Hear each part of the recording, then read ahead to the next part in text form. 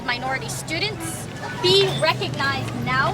and that we are committed and determined to build a new civil rights movement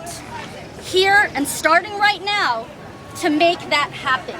because it is ridiculous. The students who are here, some of whom are going to speak, some who could not make it today, the students that we have found and talked to who are more than qualified to succeed here at UC Berkeley, at UCLA, or any of the UC campuses, for them to not only be not admitted to these top universities of the state of California, and to not be admitted to any UC campus on the part of many students who were here, who we have talked to, any UC campus that they applied to, and only for a couple of people to have gotten a late letter from UC Merced, when for many of the students that isn't even where they applied, offering a spot, that is simply racism. That is discrimination. And we know and we stand firm on our assertion that the criteria that the universities use, grade point averages and SAT scores, are not objective criteria. They are discriminatory criteria that mask and tell a lie about the real abilities, the real intellect, and the real achievement and ability to achieve at these universities. The SATs, by every standard, is nothing but a racist block, an obstacle to equal opportunity to Black and Latino students. It tells nothing about the intelligence or ability of the students, but it's used over and over again in order to justify keeping qualified and brilliant students from being accepted into these universities. The fact that if you go to a university that offers, or go to a high school that offers more AP classes and more honors classes, just by going to that school, and then on top of that taking those classes, means you get a weighted grade point average, weighted GPA, is a setup because of the segregation, the tracking that happens in these schools, including Berkeley High, the inequalities between schools and between school districts that are majority white versus majority Black and Latino, as in Oakland,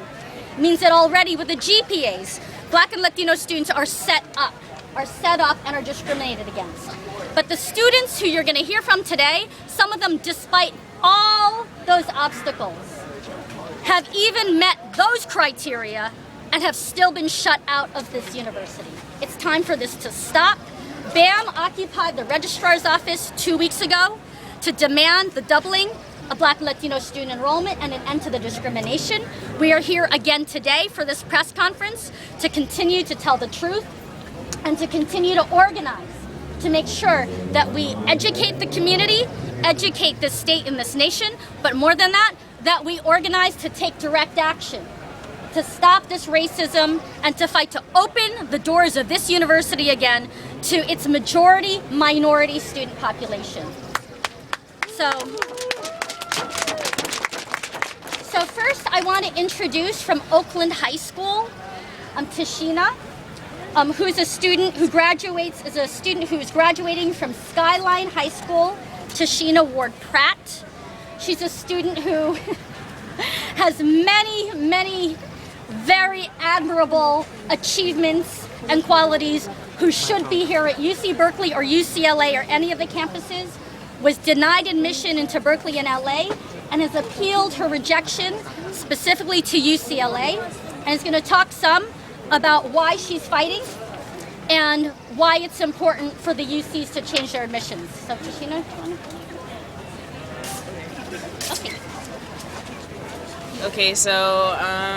yeah, I was denied into 5 UCs, 2 UC Berkeley and UCLA, and I am appealing. And the information that I've put in my appeal is that basically I feel like my leadership skills, my leadership potential, and my career plans were not adequately expressed into my application. So I further expressed how I plan to be a math professor, and I plan to soon build an organization that targets minority students who are struggling to find resources and to find support bases that aren't given in minority communities. And there's a disadvantage because in minority communities, or violent-prone communities more specifically, there is a lack of resources and support bases compared to wealthy communities where they don't have these problems with resources and support bases because money is not an issue. And when money is an issue, then there's other things that fall with that, struggles that fall with that, and there's a discrepancy, and that needs to be recognized because it's very important. Because resources and support bases are pretty much the pretty important in somebody knowing who you are and knowing where you come from and how you live your life. Without knowing that minority students struggle, then that's a big part of not knowing who they are. And people who haven't struggled, who haven't overcome certain things, won't know for themselves, won't have an understanding really of how to overcome certain things. They won't build that certain character that you actually build from being a person who's struggled and went through the things that minority students specifically go through. So I wanted to build this organization that helped in pretty much give minority students resources and support bases that they need. And I feel that going to this school will help me do that. It will help me start that because this is a very acclaimed public school. And I also said as a senior project at my school, which all seniors have to do, I'm planning on doing a after-school program for 9th grade students specifically who haven't gone through the 4 years, and giving them resources, giving them help, mentor, and giving them tutoring that basically helps them, give them things that they wouldn't otherwise have that they aren't given in public schools, Because at my school we don't have counselors, and that's a huge thing that we need, because how are we going to know what we need for A through G requirements? How are we going to know what we need to get into college? How are we going to know what we need, to be successful, the things that we need to graduate high school? And if those aren't given to us, it's kind of hard to say that someone who's in a wealthy community compared to someone who's in a